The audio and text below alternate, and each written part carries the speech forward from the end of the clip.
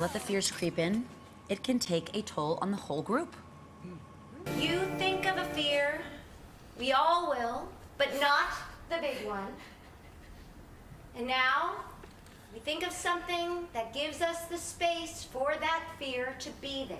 I decided right there to practice non-aggressive biking.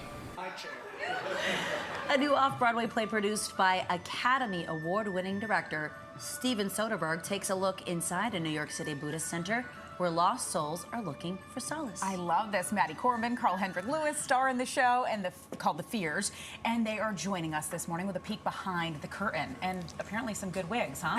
Very good wig. Isn't that a good wig? Right, it's a good wig. I mean, I haven't actually seen it. It's very strange. One Okay, of the things of doing that's a show where we is you have don't to look dive at in, because yourself. I absolutely love when, because I also don't like to watch myself back, but I always think it's very interesting to see other people's reactions. So what are our initial thoughts watching ourselves back right now? Well, I want you all to come see the show, but I don't want to watch myself almost ever. Yeah, it's kind of shocking, but it's very fun because at least we're doing our job. So tell me if I have this right. Everyone's dealing with a trauma, right? Yes. And then they Severe go to childhood trauma. Oh, it's a severe childhood trauma. It is. Yes. And it's hilarious. No, I promise you Which it is very interesting, and we're going to get into that because you guys are here trying to heal through these very deep cuts of childhood. I know we all have them, but you're doing it through a comedic lens with this show. Talk to us a little bit about that approach and what that's like. Our, if I may, our playwright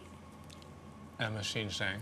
and our director, Dan Allgrant, really, there's a lot of humor in this piece, but we're never laughing at our characters. None of us are. We are playing the truth of a situation, and I think when you put people who've experienced something together, there's some gallows humor, there's some humor, and yeah. But you need that to get through. Oh gosh, I mean, I need it to get through life, and Amen. certainly this piece has. Our audiences are laughing, and then sometimes they're Crying. weeping. Of course, I can imagine. Childhood trauma is deep. Yeah. And being at a Buddhist center, what is Buddhism? What role does the Buddhism aspect play in this? Well, the Buddhist aspect plays in that you come into a place on a weekly basis and you try to find a place of compassion to deal with all your trauma.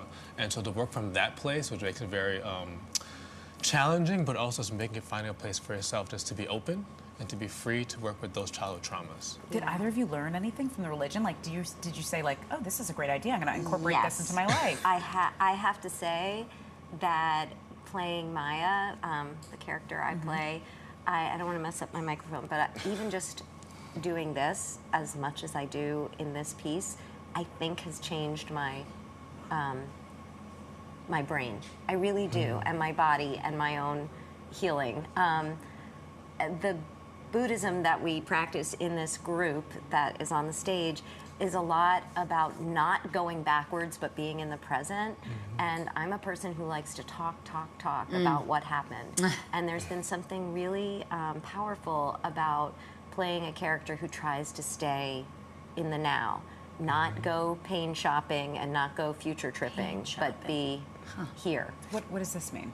It's just a way that Maya kind of expresses, I hear you, I feel you, towards the other people in the group, and she is much slower than I am, and not slow mentally, but mindful. Yes. And that's been really powerful. And we do some exercises on the stage that our audiences have said that they actually end up doing with us by the end, and they're powerful. It's a different way. I'm all about healing, whatever works. Try everything.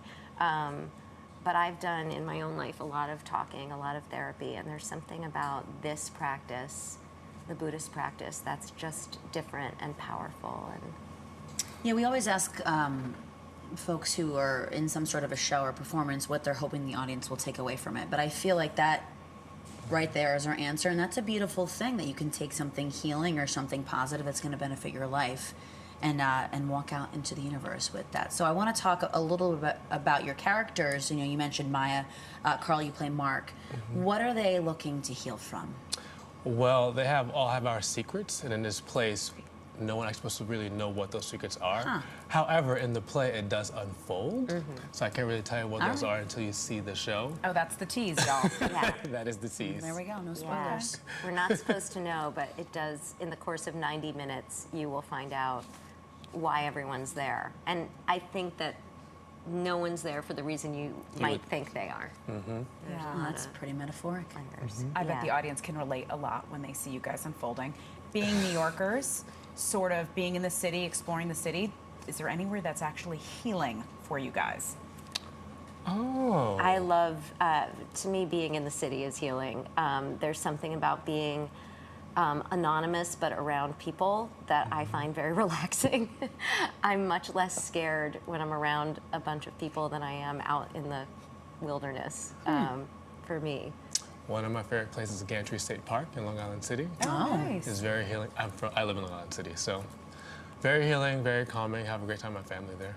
Okay, we'll have to check that out. And being back in the theater, you know, I had a couple of years, as I think we all did, where I wasn't in a theater, was all about that backstage, Zoom on life. stage, or in there, or in the audience. And there's something really powerful. I've had friends and strangers come to the play that have said this is the first time they've been back to the theater in years. And, you know, I think we've all experienced a kind of trauma in these last few years. And so there's something healing about coming together. To me, the theater is holy and a place where communities are formed. So there's something special about doing this piece with an ensemble. We love our Yeah. cast members. So we love our the other 5 that aren't yeah, here with so, us. So you said this is kind of your first foray back into it Yes. coming out of the pandemic. What's that experience like to be? I'm sure it's a positive and a joyful one for you personally, to work with that ensemble cast. Honestly, for me, it was a lot to come back, even just to be working 6 days a week and to be around people was an adjustment for me. And we are on, the company of 7 actors are on stage together pretty much the whole Entire play. So rehearsals were all of us all the time. And, you know, it was and is we've become a family. With all of that, all of what that means. If we've learned anything in the last 3 years, right, you can't take Broadway for granted because no That one is would have correct. ever seen that coming. No, That is and we correct. do a little gratitude circle that every night. Gratitude circle. Yeah, We should backstage. start those in the morning. Guys, Before you 2 start the a.m. day. yeah. I'll call you on my way in. Thank you so much for joining us. You are very welcome. Thank you guys for having me. Yeah.